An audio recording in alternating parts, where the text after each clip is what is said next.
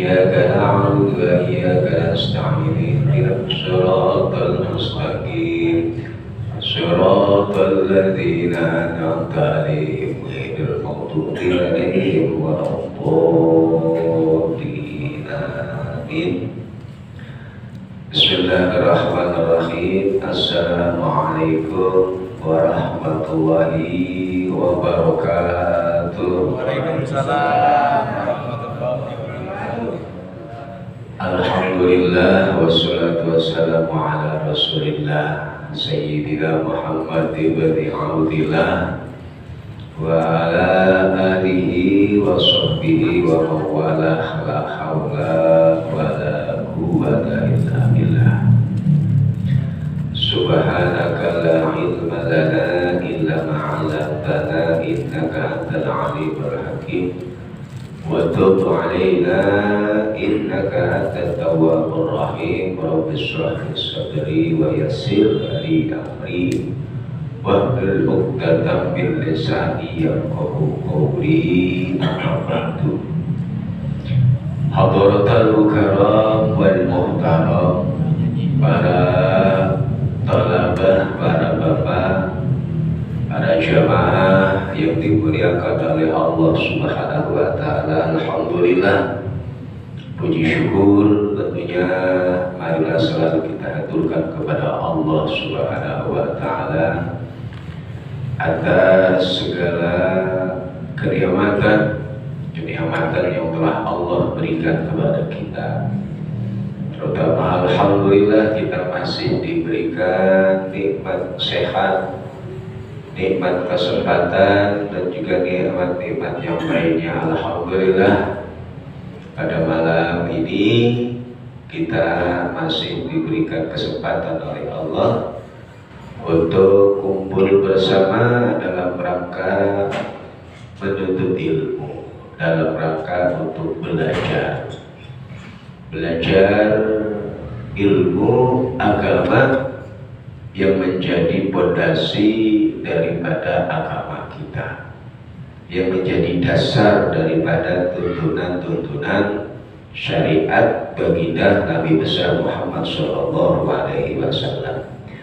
Karena apa yang menjadi perintah Allah, baik itu yang berkaitan dengan hal-hal yang wajib atau dengan perkara-perkara yang sunnah, bahkan dari larangan-larangan Allah, itu harus ada cara yang benar, yang sesuai dengan syariat baginda Nabi besar Muhammad SAW. Tidak kita asal menjalankan perintah, tidak kita asal meninggalkan yang dilarang, tetapi harus mengetahui bagaimana tata cara yang baik, sehingga itu semua berdasarkan dengan tuntunan Nabi besar Muhammad SAW.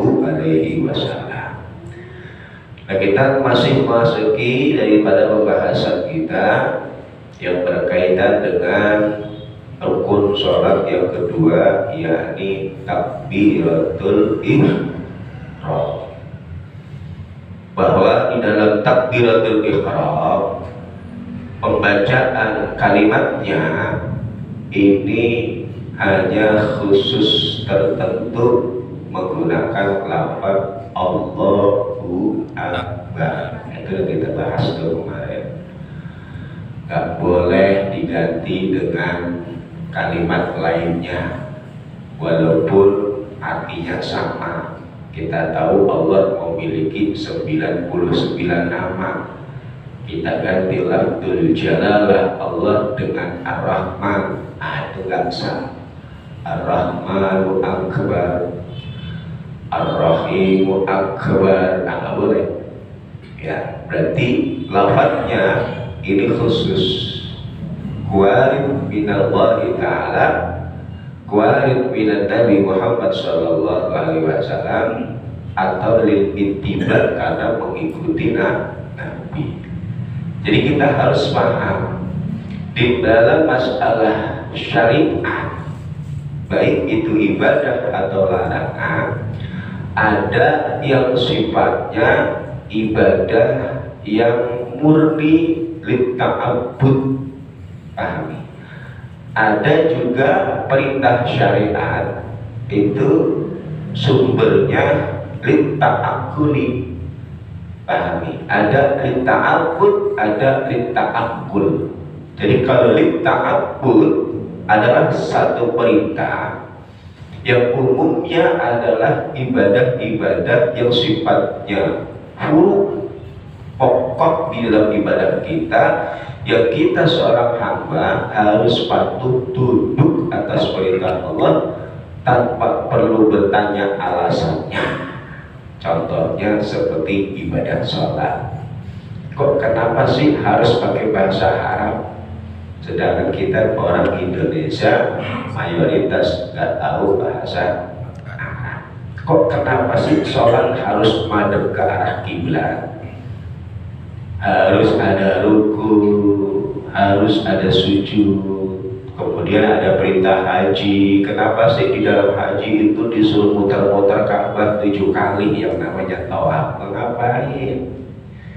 Nanti ada lari-lari kecil tuh bolak-balik doang dari sa'i, ya, sofa marwah. Ngapain lari-lari doang bolak-balik juga? Itulah yang namanya ibadah mahdud yang sifatnya ta'abbud. Seorang hamba harus tunduk dan patuh atas perintah Allah tanpa harus bertanya dari apa yang diperintahkan oleh Sang Khalik. Namun hikmahnya pasti nanti akan Allah berikan dan kita tidak perlu bertanya alasannya kenapa. Kita hanya seorang hamba patuh tunduk apa kata kita punya majikan, apa kata kita punya sang pencipta, yakni Allah Subhanahu wa ta'ala. Allah perintahkan salat begini, itu kerjakan, gak perlu protes, gak perlu nanya kenapa dan kenapa. Nah itu ada di dalam syariat yang sifatnya ibadahnya seperti itu. Ada juga ibadah atau perintah syariat yang bersifat ta'akuli, masuk akal. Ketika di situ ada alasan, baik alasan yang baik atau tidak, maka syariat akan bermain. Contoh, nah ini biasanya di dalam masalah ibadah-ibadah furu cabang, babul waris. Masalah waris, syariat sudah menentukan bagian pasti dari ahli waris ketika si mayit meninggalkan ahli waris. So, ibu berapa, anak laki-laki berapa, anak perempuan berapa. Tetapi ketika dalam keluarga tersebut bersepakat untuk membagi waris dengan cara rata, tidak mengikuti aturan yang Allah terapkan dalam Al-Quran, karena memang semuanya ridho dan ada kebaikan di sana sehingga akur, maka boleh diterapkan membagi atau waris dengan cara dibagi rata. Ada alasannya kenapa dibagi rata, ta'akuli, masuk akal, ya, masuk akal. Jadi alasan kenapa itu diperbolehkan karena ada ilatnya, alasan diperbolehkannya. Contoh lagi zaman dulu, zaman Nabi Muhammad SAW, kaum laki-laki itu disunahkan untuk menyemir rambutnya dengan warna merah, warna kuning. Tujuannya apa? Untuk membedakan antara umat muslim dan umat kafir dari rambutnya ketika terjadi peperangan. Sunnah itu dimerah-merahin rambutnya, ya, zaman Nabi. Alasannya untuk membedakan ketika terjadi perang berkecamuk mana orang muslim, mana non-muslim. Zaman sekarang rambut dikuning-kuningin, itu rata-rata yang pakai orang-orang fasik, orang-orang gak jelas. Maka ilatnya sudah hilang, kesunahannya sudah karena alasannya sudah tidak ada. Paham gak? Banyak masalah permasalahan jamak itu ketika alasannya sudah hilang, kesunahan, kebaikan tidak dianjurkan. Nah, itu ibadah yang sifatnya ta'akuli, yang akan ini sangat berperan. Jadi agama Islam itu tidak melulu harus menggunakan akal, tetapi akal ini juga sangat penting di dalam kita memahami agama. Pahami, agama itu tidak melulu harus menggunakan akal, karena banyak syariat-syariat yang Allah perintahkan yang tidak masuk akal, tetapi agama sangat perlu berperan penting yang namanya akal. Karena ini merupakan potensi nikmat yang Allah berikan kepada kita, sehingga kita bisa mengetahui kebenaran, itu menggunakan ilmu. Nah, ini diantara ibadah yang sifatnya ta'abudi adalah takbiratul ihram. Udah gak boleh diganti dengan yang lainnya, harus menggunakan kalimatul jalalah Allahu Akbar. Nah, kemudian wa yajibu isma'uhu ay takbir nafsahu in kana sahihas sam'i wala 'aridu min nahwi lagatin. Dan wajib hukumnya isma, apa isma? Memperdengarkan kalimat takbir nafsahu pada dirinya. Apabila orang tersebut orang yang sahih pendengarannya dan tidak ada penghalang, ya, sehingga suaranya ini terdengar oleh dirinya. Jadi minimal di dalam kita takbiratul ihram itu harus mengeluarkan suara seukuran bisa didengar oleh kuping kita. Tapi kalau kita takbir cuma mulut mangap, nggak ada suara, nggak sah. Minimal mengeluarkan suara seukuran didengar kuping sendiri. Sama ada tuh takarannya. Dalam keadaan normal, nggak berisik. Nah, kalau berisik nih, karena di pinggir jalan. Yang kedua, dalam keadaan memang kuping kita kuping normal. Berarti ukurannya mana? Ya kecil, kayak orang berbisik lah. Asal. Ya, yang terpenting minimal harus didengar oleh telinga sendiri. Karena kalau tidak mengeluarkan suara dan tidak didengar oleh telinga sendiri, itu belum ucapan. Kalau bahasa sininya masih gemrendeng doang, ya, masih apa? Gemrendeng doang di mulut, atau mulut yang mangap-mangap doang, atau di hati doang, gak sah. Maka takbir kita nggak sah, secara otomatis sholat kita juga tidak sah kalau takbir tidak mengeluarkan suara. Jadi takbir itu wajib mengeluarkan suara, minimal kadar suaranya itu terdengar oleh telinga kita sendiri. Caranya bagaimana? Tes di dalam kamar, kan sepi tuh, nggak ada suara. Cuma ada kita doang, kita takbir paling kecil mana sih ukurannya kalau kita ngomong kuping kita kedengeran? Oh segitu ukurannya. Nah itu kalau takbir segitu, Anda mendengar ucapan Anda, maka takbirnya sah. Tapi kalau tidak mengeluarkan suara yang bisa Anda dengar sendiri, maka takbirnya tidak sah, otomatis sholatnya juga tidak sah, karena hukumnya kasairi rukni qawliyin minal fatihati wa tasyahudi wassalami. Begitu juga rukun-rukun qawli, rukun-rukun ucapan. Jadi di dalam sholat itu ada rukun fi'li, ada rukun qawli. Rukun fi'li itu rukun yang berupa gerakan sholat, sedangkan rukun qawli itu rukun yang berupa ucapan. Yang namanya ucapan itu minimal didengar oleh telinga sendiri. Apa saja isinya rukun-rukun ucapan? Tadi takbiratul ihram. Nih, pertama harus mengeluarkan suara, minimal didengar oleh kuping sendiri. Yang kedua Al-Fatihah, membaca Fatihah. Jadi kalau lagi baca Fatihah, sholat jangan di dalam hati, minimal didengar sendiri. Kalau di dalam hati itu belum membaca, belum berucap, cuma gerendeng dong dalam hati, maka Fatihah Anda tidak sah, otomatis sholatnya juga tidak sah. Yang kedua tasyahud akhir, tahiyat akhir at-tahiyatul mubarakas. Itu paling kecil minimal didengar oleh kuping sendiri. Ya, yang ketiga salam yang pertama, ya itu rukun dari rukun qauli. Empat ini nih minimal kita mengeluarkan suara dan suara itu terdengar oleh kuping kita sendiri. Kalau Anda membacanya tidak mengeluarkan suara, hanya dalam hati saja atau hanya mulut yang umet-umet tapi tidak mengeluarkan suara, maka bacaan-bacaan tersebut tidak sah, otomatis sholatnya juga tidak sah. Pentingnya belajar, pentingnya ngaji, jadi tahu, nggak jadi jadi tahu. Oh, selama ini berarti saya sholat lagi di rumah sendiri, cuma dalam hati doang, gredeg, gak sah.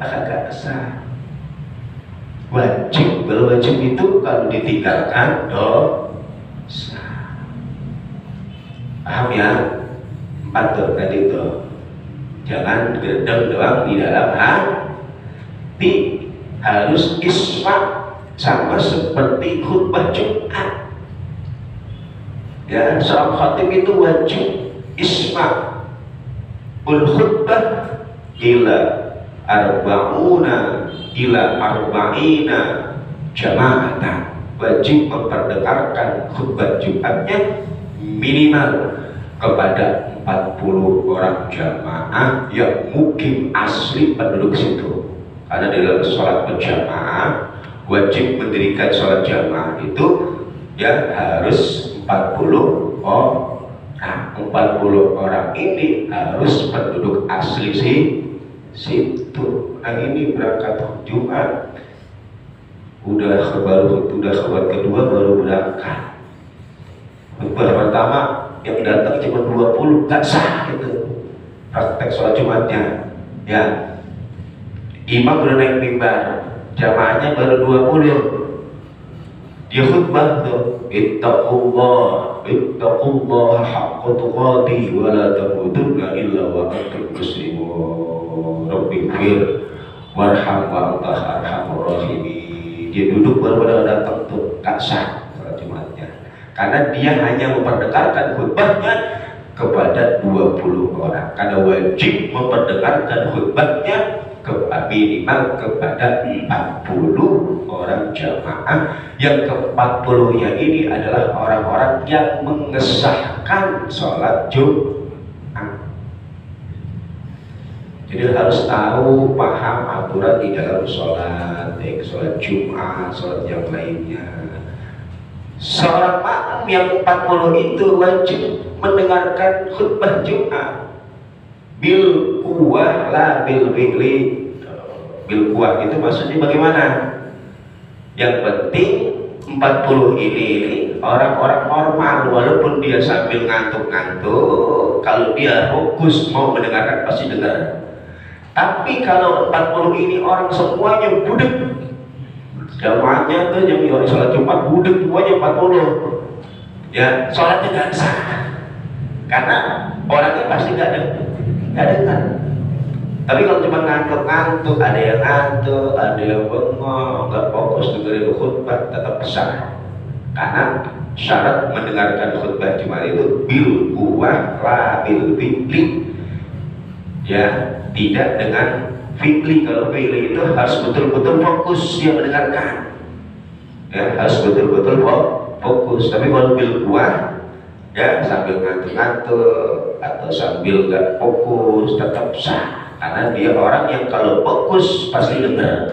Tapi kalau 40 ini budek semua jamaahnya, pelaksanaan sholat Jumat tidak sah. Jadi wajib memperdengarkan kepada 40 orang. 40 orang juga wajib mendengarkan khutbah, minimal syarat-syarat di dalam khutbah. Makanya kalau kita sebagai penduduk asli ini datangnya yang cepat, karena kita ini adalah orang yang mengesahkan pelaksanaannya sholat Jumat. Nah, kalau yang datang pendatang semua, yang KTP-nya bukan Bekasi, itu dalam masjid semuanya. Nah, yang pada orang aslinya belum ada datang, nggak sah, karena dia bukan mukim, musafir, orang yang tidak mustautin, tidak berpenduduk asli situ, nggak punya KTP situ, dia bakal kembali lagi ke kampungnya. Nih ya, jadi wajib kita kembali lagi ke bahasan kita, memperdengarkan lafaz takbir ke minimal kepada kuping kita sendiri. Begitu juga dengan rukun-rukun qauli lainnya seperti bacaan Fatihah, tasyahud akhir, dan salam, karena ini merupakan rukun-rukun qauli. Kalau baca surah itu nggak wajib baca tasbih di dalam ruku, nggak wajib baca tasbih dalam i'tidal, nggak wajib baca tasbih di dalam sujud, nggak wajib tahiyat awal, nggak wajib. Itu tinggalin juga tahiyat awal dengan sengaja tetap sah. Misalkan sholat maghrib 3 rakaat, langsung aja udah 1 kali tahiyat yang sah. Tahiyat awal itu hukumnya sunnah. Nah, tapi kalau kita tinggalin sunnah untuk sujud sahwi,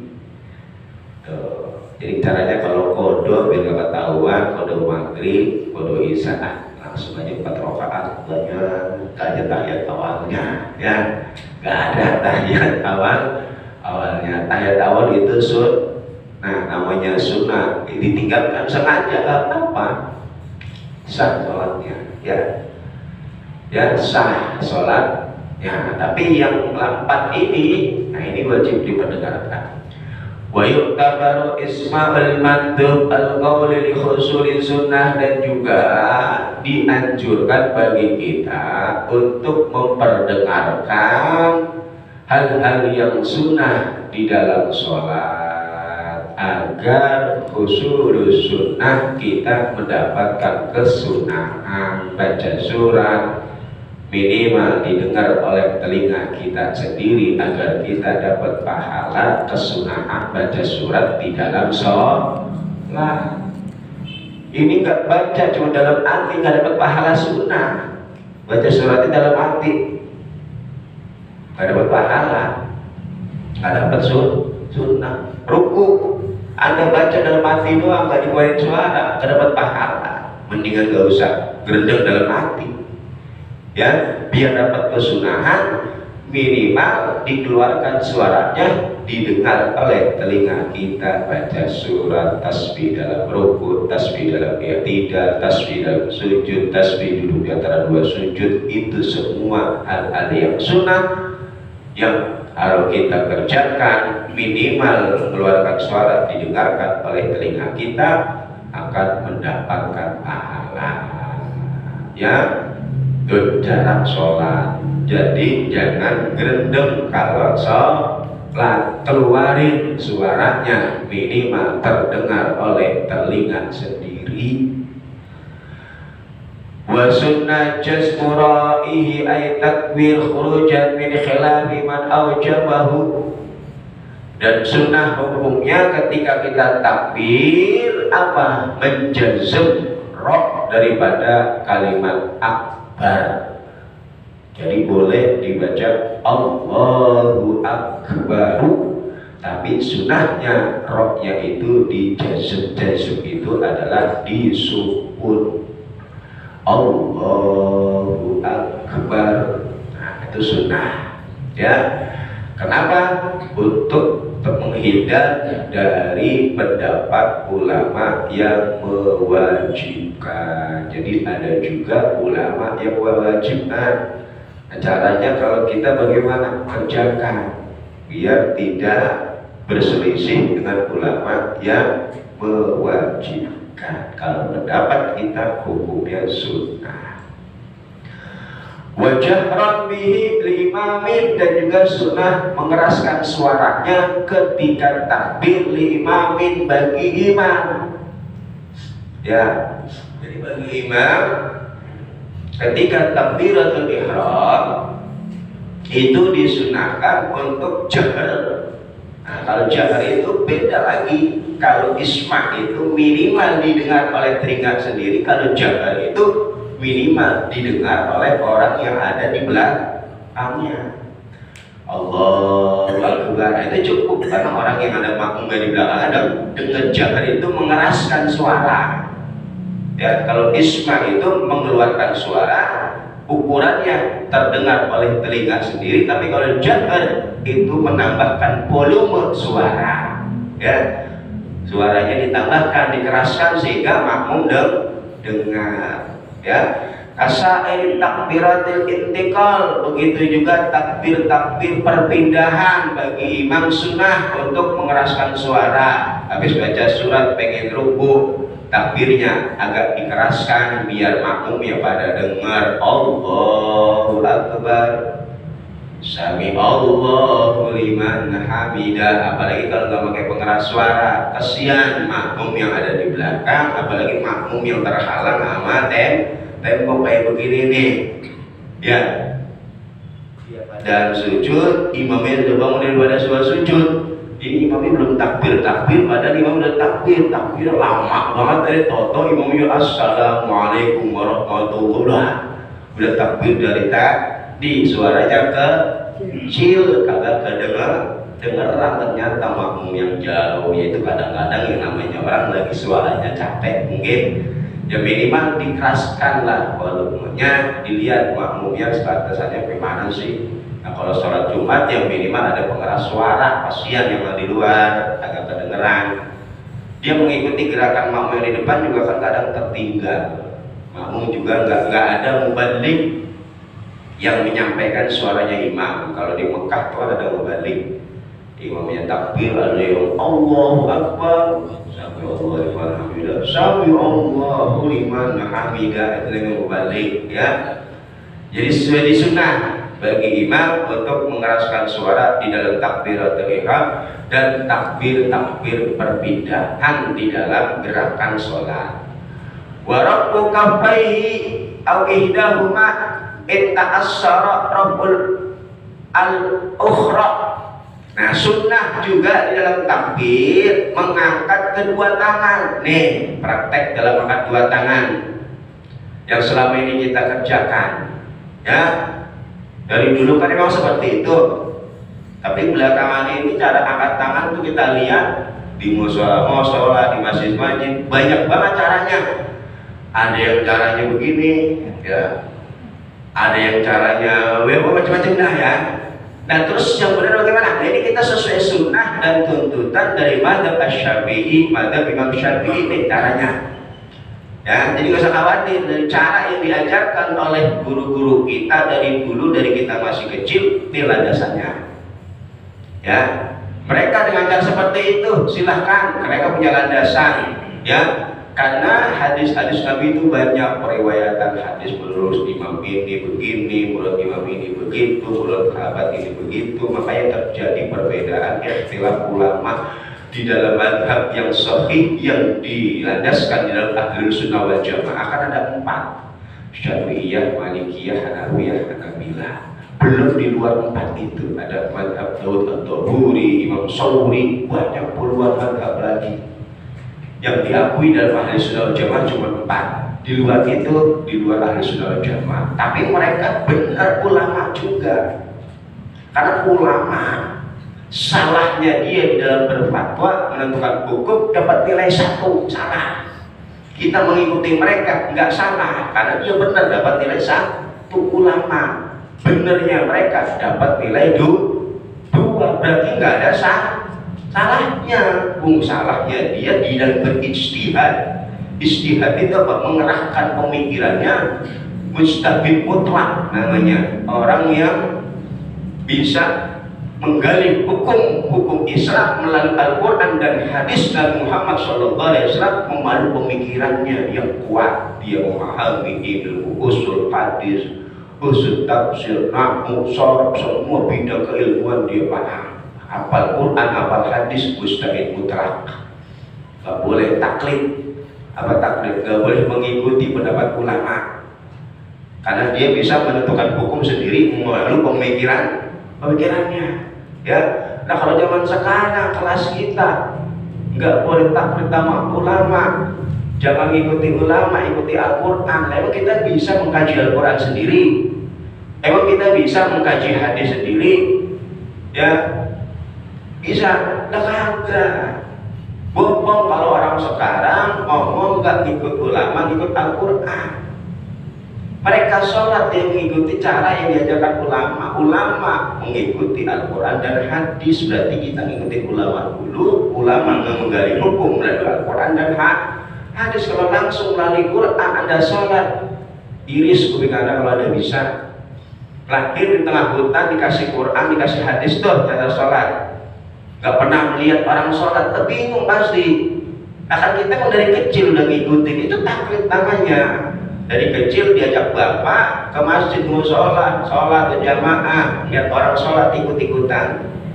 Anakku udah bisa sholat, karena ngikutin tuh. Tahu gerakan, masukin TPQ, masukin TPA, diajarin praktek sholat, bacaannya, gerak-gerakannya, bisa jatuh apal. Bisanya kita bukan karena dari Al-Quran, bukan karena dari hadis bisa sholat itu, tapi diajarin sama guru kita. Itu namanya taklid. Ilmu guru kita bermata rantai, nyambung ke gurunya sampai Sohibul Alim Nabi Muhammad Sallallahu Alaihi Wasallam. Makanya al-isnad minad-din, mata rantai keagamaan itu sebagai dari agama. Kayak ngaji jangan di Google Translate, karena kalau belajar di Google ilmu kita nyambungnya mentok di Google. Tapi kalau ada gurunya belajar dari gurunya lagi gurunya sampai dengan Nabi Muhammad Sallallahu Alaihi Wasallam. Mata rantai keemasan yang disulam menyambung dari ulama ke ulama sampai kepada kita. Duduk belajar ngaji sama siapa?